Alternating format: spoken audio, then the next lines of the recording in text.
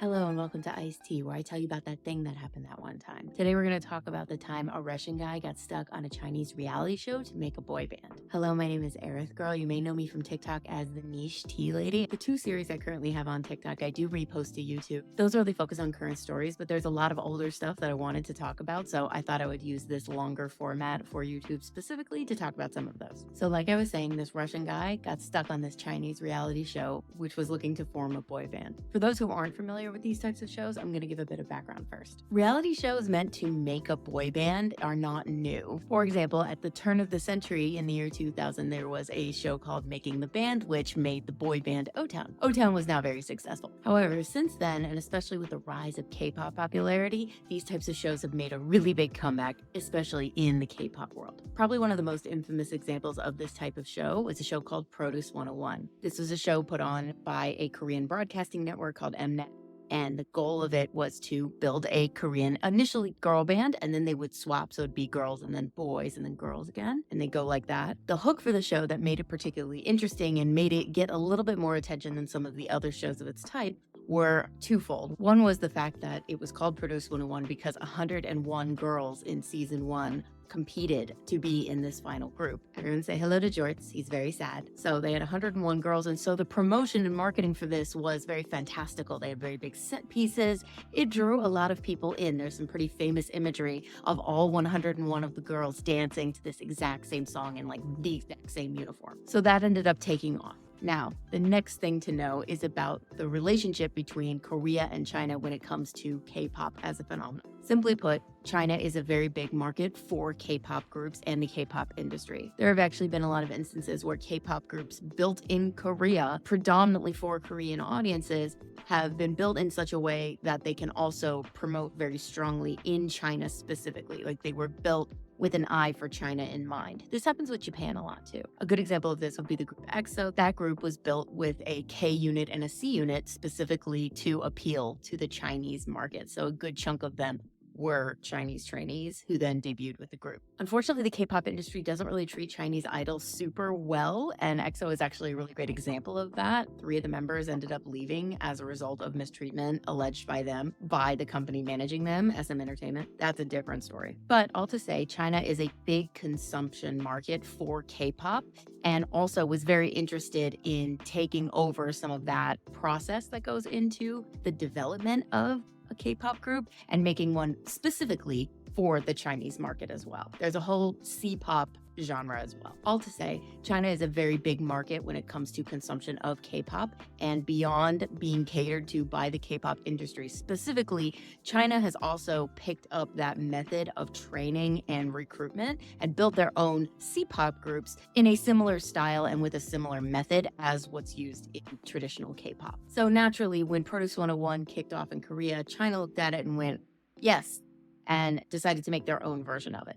This is how we got Produce Camp, which is basically the Chinese version of Produce 101. So we have a similar concept. They have a ton of trainees that come in and they go through multiple rounds of voting. And basically you start with, this many trainees, and then only this many can stay after vote 1, and then only this many can stay after vote 2, and then this many. And then you get to the final set of trainees. And then there's this whole big final episode that's like a live 2-hour thing where they go down and announce one by one who made it into the top anywhere from 9 to 11 people who are going to make it into the group for that particular season. And then these final winners create a temporary group that usually lasts for right around 2 years. And they have been hugely successful in the past, at least the Korean ones. Like, for example, most famously, IZ*ONE is a Produce group that was extremely successful both in Korea and internationally. So there's pretty much your background. We've got this Chinese show. It is a reality show where they bring in theory,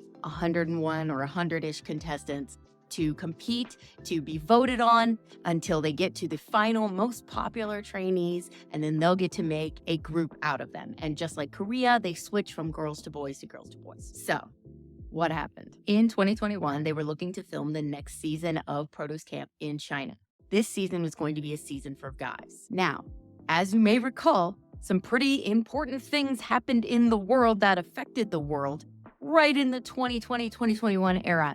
And they very specifically affected the ability of people to travel. And they also very specifically were very heavily impacted in China. The thing is, this particular season of Produce Camp in China was intended to be a very internationally focused season. And the odds are that the reason for that is because that very successful group out of Korea that I mentioned earlier, IZ*ONE, came out of a season of Produce 101 called Produce 48, which was actually a joint venture between Korea and Japan, where basically a ton of idols from Japan came over and competed alongside the Korean trainees who were brought up in the traditional K-pop system. The idea of it being that they wanted to create a group similar to what I mentioned earlier, where sometimes groups are made very specifically to tailor to China. This particular group was meant to be one that would do very well in the Japanese market. So literally they had idols flown in from, for example, AKB48 in Japan to compete on this show. So they were already well established and well known in Japan, and they would have a leg up when they went to go do promotion in Japan. And again, this was a very successful group. So my thought is that very likely in China, the Produce Camp team said, we want to do a similar thing. And apparently a significant number of trainees who were coming in to compete for this season in 2021 were from international places. A big chunk of them were from Thailand.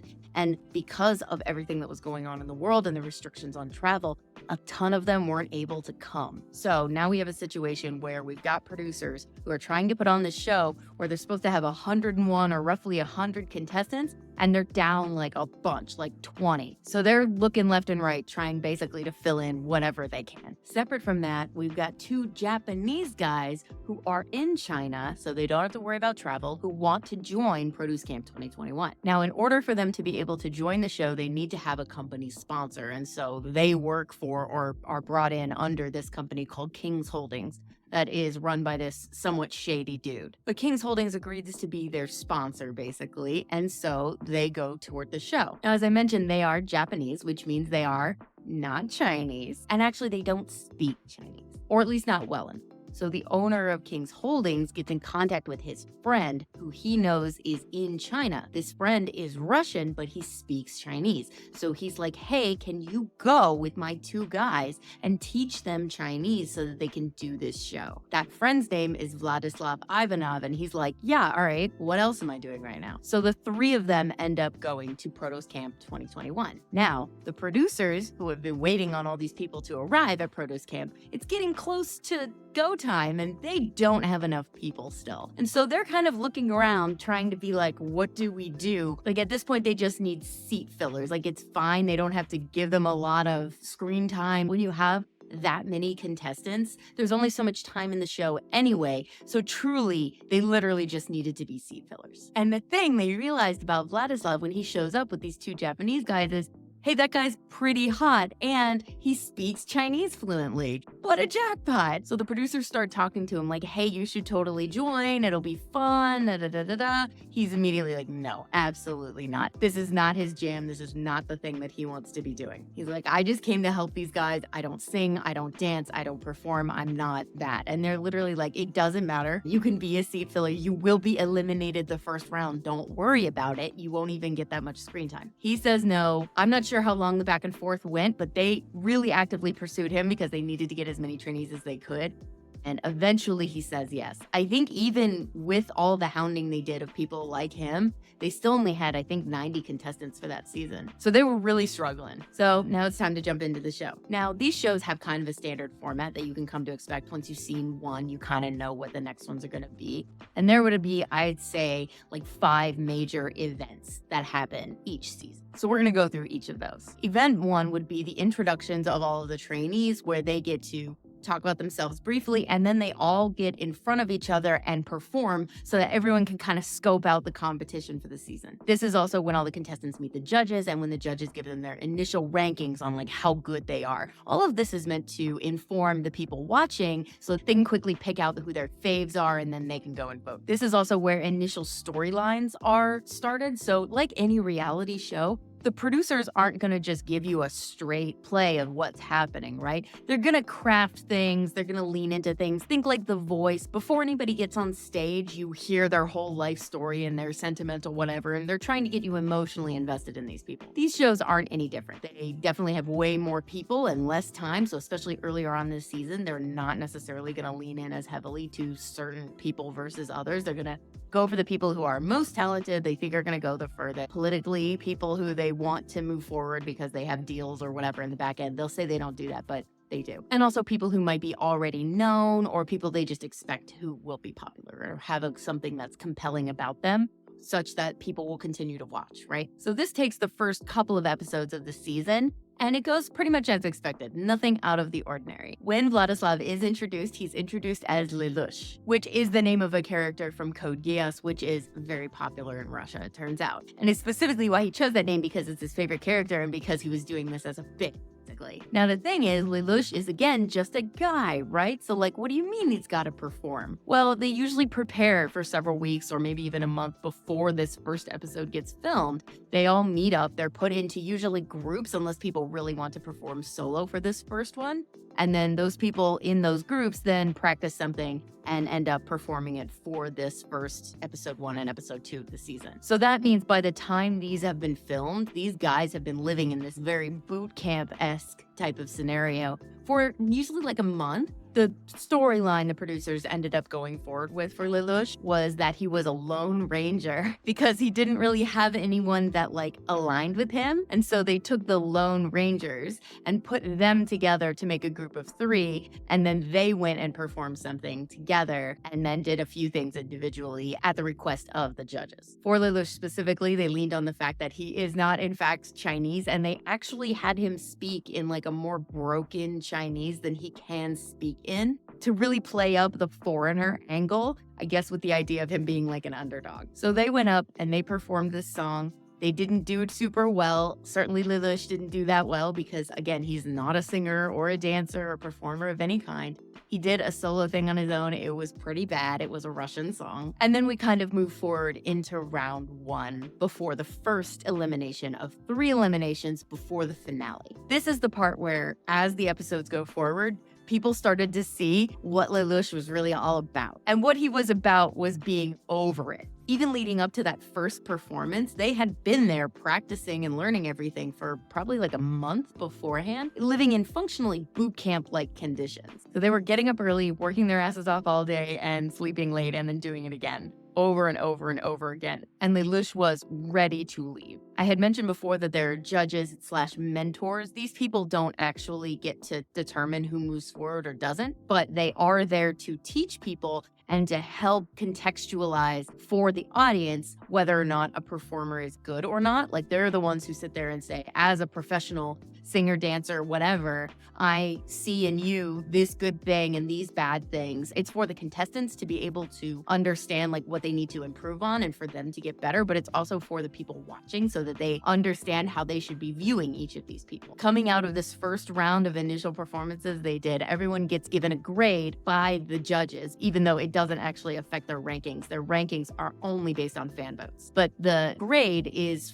A, B, C, D, F, usually. LeLush was given an F, and even by then, he was so done. He very famously went on to say that F was for freedom because it was one step closer to being eliminated. For these initial performances, you don't see anything leading up to it. You just see the performance itself. Moving forward, you see most of the stuff that happens behind the scenes. You see the process of them learning the songs, learning the dances, getting up and doing everything, and that becomes part of the actual show. So then in this round 1 before the first elimination, people got to see how LeLush actually was. And he's hilarious. He so clearly doesn't want to be there. He has this dour, upset, just defeated look on his face, constantly both in candid video of them practicing stuff, but also in the actual interviews that he does. He speaks with this really low, monotone voice. It's just the funniest combination of what I imagine to be his natural just way of existing and the way he speaks, combined with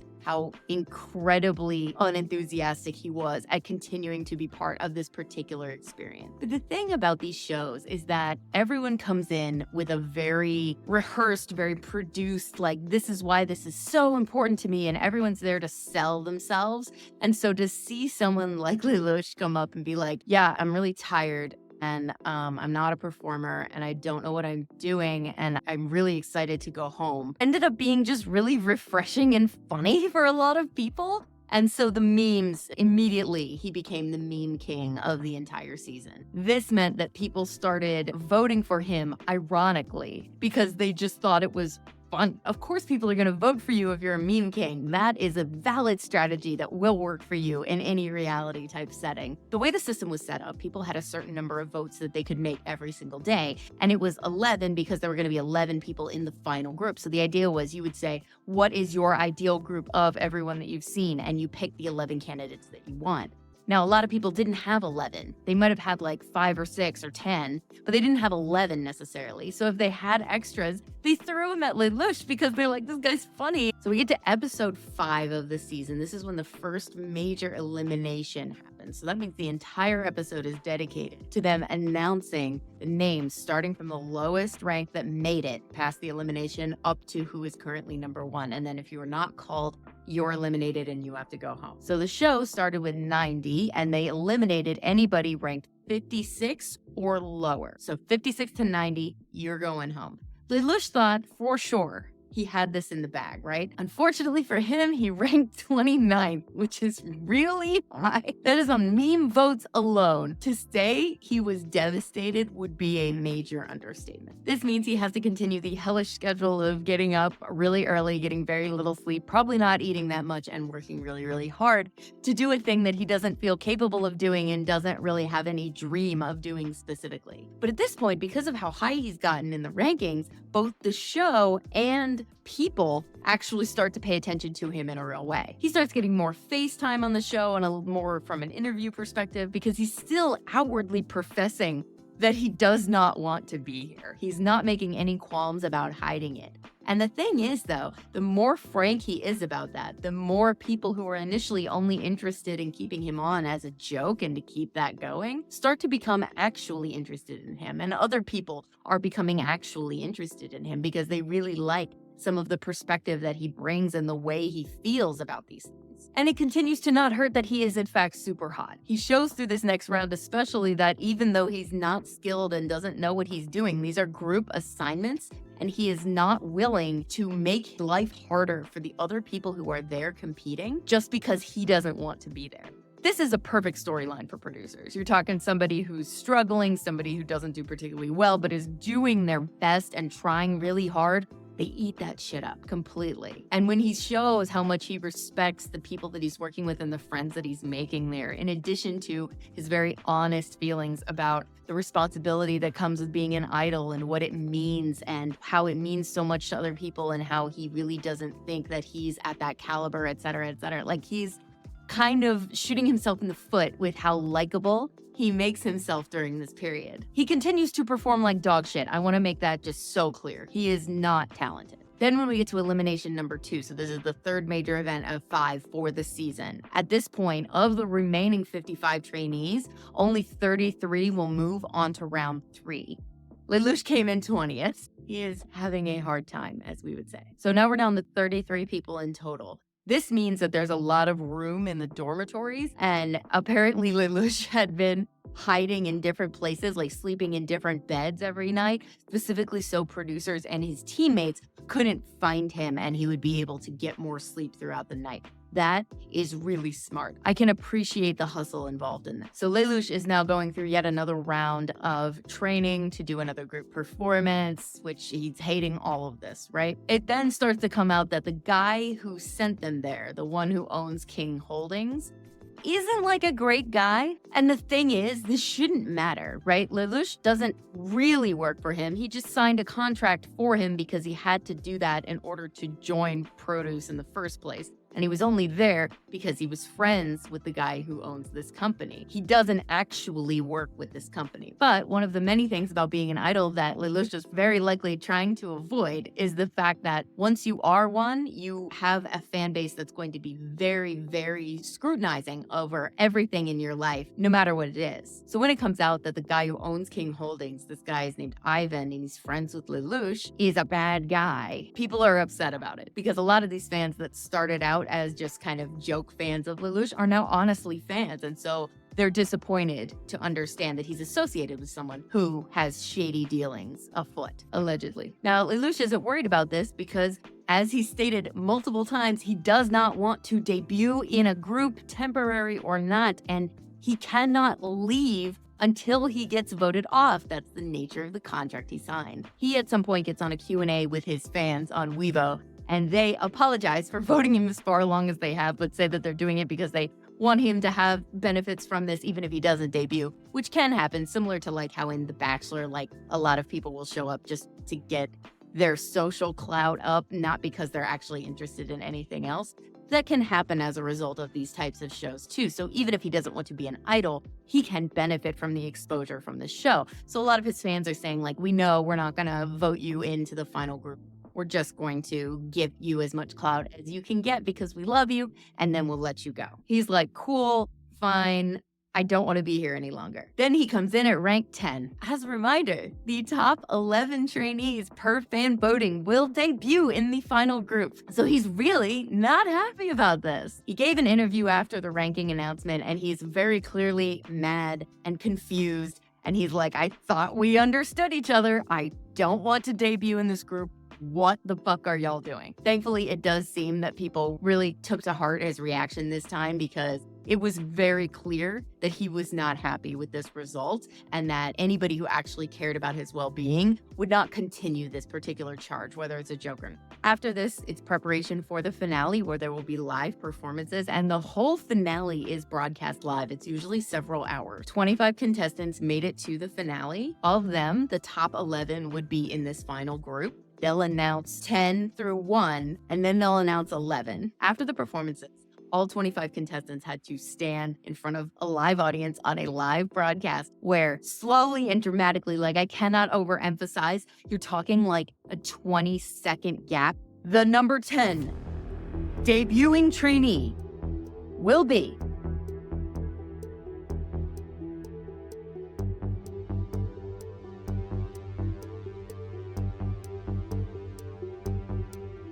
from this company.